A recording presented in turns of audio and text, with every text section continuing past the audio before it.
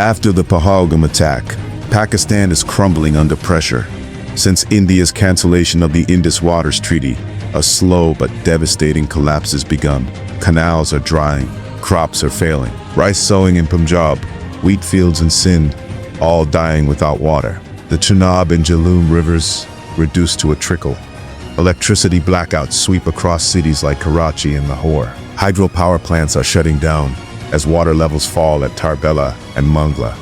With no water to drink, no power to survive, and no crops to feed its people, Pakistan is being choked drop by drop. Have you ever imagined a country collapsing? Not by war, but by water? Tell us in the comments. Is this India's strongest non-violent weapon yet? And don't forget to like this video if you're watching till here. It keeps us going, because we're on a mission to hit just 100 subscribers. But why now?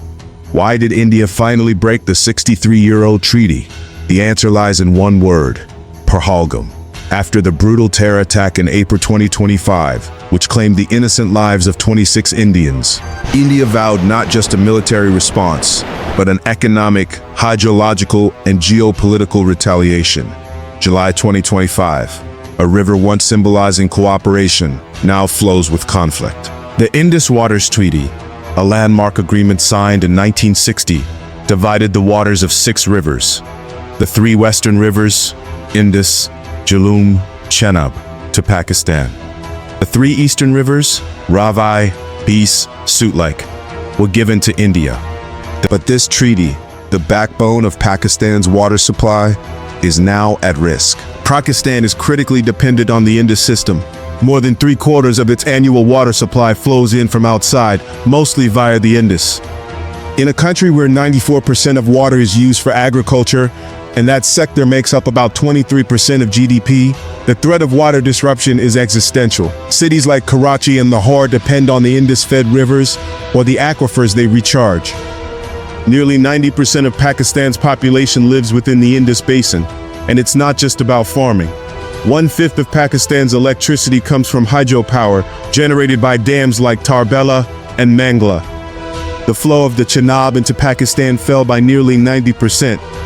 Without water, Pakistan's wheat and rice crops would fail. Rural jobs would vanish. Drinking water shortages would hit major cities. Groundwater depletion would accelerate. Hydropower plants would shut down. Blackouts, fuel shortages, inflation, all real consequences. If 90% of Pakistan's water comes from the Indus, what happens if that turns to zero? Bharat को कहना चाहूंगा कि सिंधु हमारा है और सिंधु हमारा रहेगा। इस दरिया से हमारा पानी बहेगा या उनका खून बहेगा। Consequences wouldn't stop at borders. Because in South Asia, water isn't just a resource, it's a trigger. Water, already scarce due to climate change and population growth, now became a flashpoint of conflict. But it's not just the people who are angry. The government is furious. The military, on high alert. Pakistan's generals have declared the treaty cancellation an act of war. Official statements warn that if India continues to block the Indus, Pakistan will respond with full force across the spectrum of national power. India, for now, cannot fully stop Indus flows without years of dam construction. But by delaying water data, it can still jeopardize Pakistan's flood preparedness. Do you believe water will spark the next war in South Asia? Tell us what you think Pakistan's next move will be. Like this segment if you felt the tension. It helps this reach more eyes. Meanwhile, China, another Upper Riparian state, responded cautiously.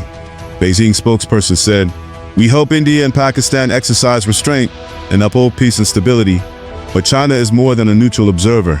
Some unverified reports even claim China could retaliate by blocking rivers like the Sutlej or Brahmaputra, though these were later debunked. And behind closed doors, China might just be helping Pakistan explore legal options or new reservoir plans. China's Meadow Dam could give it unprecedented control over flows. India insists most of the Brahmaputra's water is generated within its territory, but it watches warily as China builds more dams. If you want detailed video on China-Brahmaputra water conflict, tell me in comment. I will make a detailed video on it. Let us know if you want a dedicated video on the Brahmaputra conflict. And hit subscribe. We're digging deeper than anyone else. The rivers of South Asia no longer just carry water. They carry the weight of conflict, survival, and revenge.